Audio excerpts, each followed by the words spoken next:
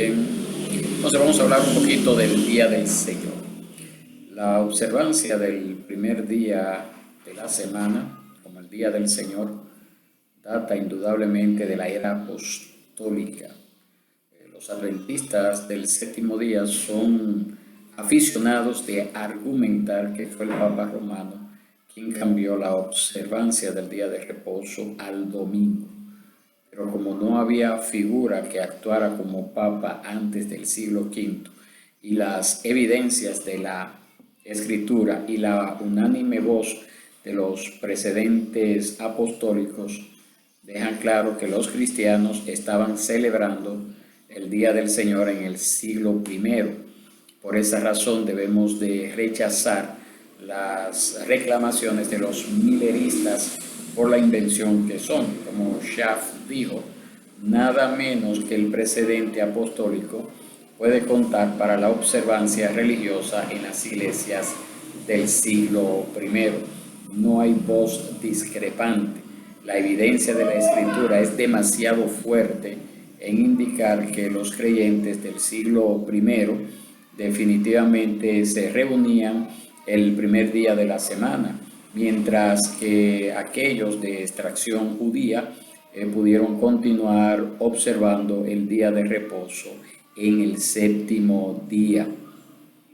Este fue el día de la resurrección de Cristo. Eso nos habla Mateo 28:1.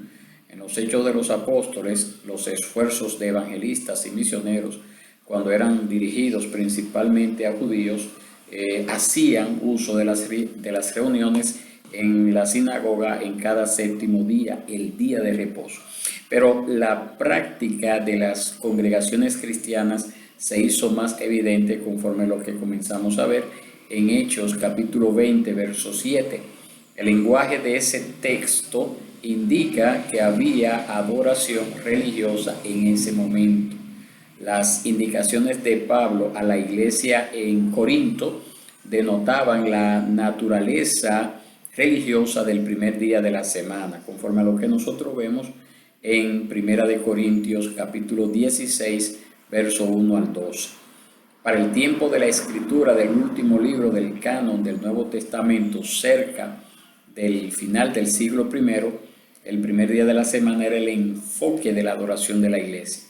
Los primeros de los padres apostólicos también confirmaban la práctica de la adoración en el primer día de la semana. Tenemos, por ejemplo, el caso de Bernabé, Ignacio, Justino Mártir, donde ellos notaron tal práctica. La Didaché, una colección de la enseñanza de los apóstoles, llama al primer día de la semana el día del Señor, Es lamentable que los padres apostólicos, en su celo por separar a la iglesia enteramente de sus raíces judías, buscaron separar la práctica del día del Señor de todo lo que enteramente es, de todo lo que tuviera que ver con la ley de Moisés. De hecho, primeramente defendían la idea de que los cristianos deberían de guardar un día de reposo perpetuo. No tomaron en cuenta el establecimiento del día de reposo en la creación y en su lugar defendían que fue una parte distintiva de la ley de Moisés.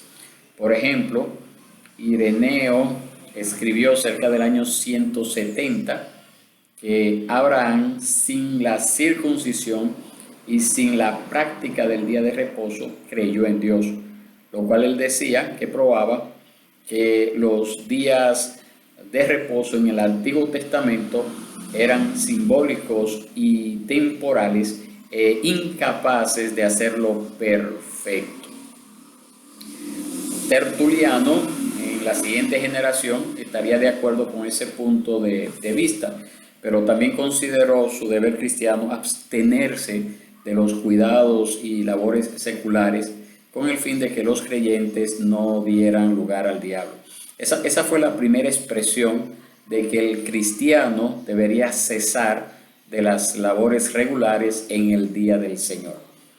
con la legalización del cristianismo en el año 313, Constantino aprobó una ley que institucionalizó el domingo como el día de reposo y adoración, y fue el primer ejemplo del gobierno distinguiendo un día de la semana para adorar. La iglesia entonces consideraba el día como un día sagrado, como el día del Señor, como la conmemoración semanal de la resurrección del Señor Jesucristo, como el día en que el Espíritu Santo vino sobre la iglesia en Pentecostés. Y por lo tanto, un día de santo gozo, un día de acción de gracias para ser celebrado incluso antes de que salga el sol, con oración, alabanza, comunión con el resucitado, con el Señor, nuestro Salvador.